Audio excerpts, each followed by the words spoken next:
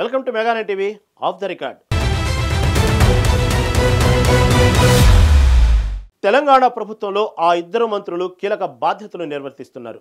మొన్నటి వరకు 2 ఉమ్మడి జిల్లాలకు ఇన్ఛార్జి మంత్రులుగా వ్యవహరించారు. సీన్ కట్ చేస్తే ఇటీవల జరిగిన 2వ దశ మంత్రివర్గ విస్తరణ తర్వాత సదరు ఇద్దరు సీనియర్ మంత్రులకు అధిష్టానం షాక్ ఇచ్చింది. ఇప్పటి వరకున్న ఉమ్మడి జిల్లాల ఇన్ఛార్జి మంత్రుల బాధ్యత నుంచి తప్పించింది. ఇంతకీ అధిష్టానం ఆ నిర్ణయం ఎందుకు తీసుకుంది? Watch the story.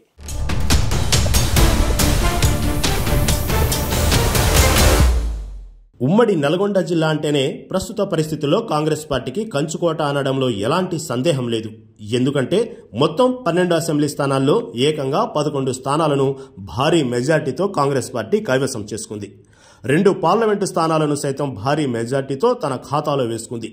కాంగ్రెస్ ప్రభుత్వం ఏర్పాటైన ఏడాదిన్నర తర్వాత ఉమ్మడి నల్గొండ జిల్లాలో ముఖ్యమంత్రి రేవంత్ రెడ్డి తన మార్కు చూపిస్తున్నారనే ప్రచారం ఆ పార్టీ వర్గాల్లో జోరుగా నడుస్తుంది.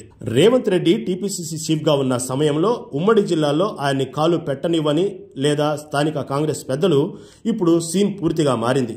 ఇప్పుడు జిల్లాలోని కాంగ్రెస్ సీనియర్ నేతలు పూర్తిగా ఆత్మరక్షణలో పడ్డారట. గతంలో ముఖ్యమంత్రి రేసులో తామున్నామంటూ బహిరంగంగా మాట్లాడిన వారంతా ఇప్పుడు ఉన్న పదవిని కాపాడుకోవటానికి పాట్లు పడుతున్నారట.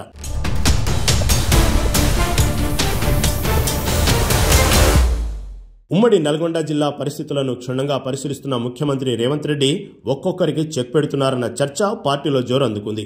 ఇటీవల పార్టీ అధిష్టానం ప్రకటించిన ముఖ్యమైన పొలిటికల్ అఫైర్స్ కమిటీ పదవుల విషయంలో జిల్లా మంత్రి కోమటిరెడ్డి వెంకటరెడ్డికి చోటు దక్కలేదు. ఇక తాజాగా 2వ దశ మంత్రివర్గ విస్తరణ తర్వాత రాష్ట్రంలోని అన్ని ఉమ్మడి జిల్లాలకు ఇన్ఛార్జి మంత్రులను మార్చేశారు. ఈ క్రమంలో ఉమ్మడి కరీంనగర్ జిల్లాకు ఇన్ఛార్జి మంత్రిగా ఉన్న ఉత్తమ్ కుమార్ రెడ్డి, ఉమ్మడి ఖమ్మం జిల్లాకు ఇన్ఛార్జిగా మంత్రిగా ఉన్న కోమటిరెడ్డి వెంకటరెడ్డిలకి ఇన్ఛార్జి పదవులు దక్కకపోవడం సర్వత్రా చర్చనీయాంశంగా మారింది. ఈ విషయంపై అటు ఉమ్మడి నల్గొండ జిల్లా కాంగ్రెస్ నేతల్లో జోరుగా చర్చ జరుగుతోంది.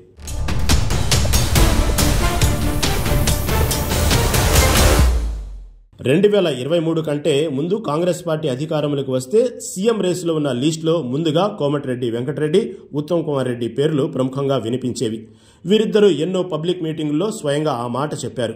ప్రస్తుతం రేవంత్ దెబ్బకు ఉన్న పదవి కాపాడుకోవాల్సిన పరిస్థితి రానే వచ్చిందని సొంత పార్టీ నేతలు గుసగుసలాడుకుంటున్నారట. ఇక పార్టీ పొలిటికల్ అఫైర్స్ కమిటీలో స్థానం పదిలం చేసుకున్న ఉత్తమ్ కుమార్ రెడ్డికి జిల్లాల ఇన్ఛార్జీల బాధ్యతల దగ్గరికి వచ్చేసరికి స్థానం లేకుండా పోయింది.